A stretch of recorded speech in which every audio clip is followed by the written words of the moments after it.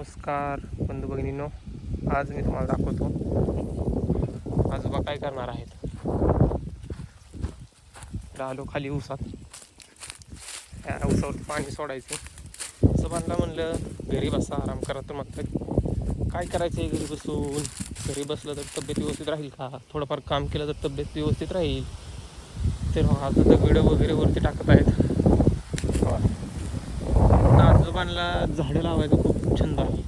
जसं की इकडे बघू शकतो, आंब्याची झाडं लावलेली आहेत. मोहरण बघा किती आलं आंब्याचं.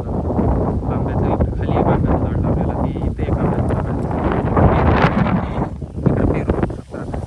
आजोबा काम करतात. आता म्हणजे शेवग्याची शेंगा आहेत, शेवग्याच्या शेंगाला शेंगा येतील म्हणून मी आळं करतो.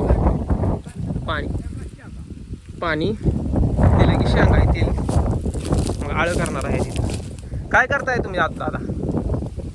काय करणार आहे?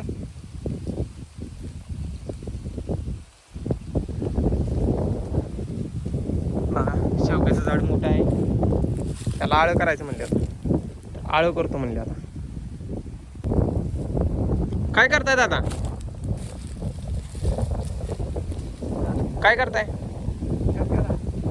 आळं करताय शेवग्याला? शेवग्याला आळं? बर बर, चालतंय. हा, आळं झालं की सांगा, पाणी देऊ. मग शेंगा महाग आहे त्यावेळेस.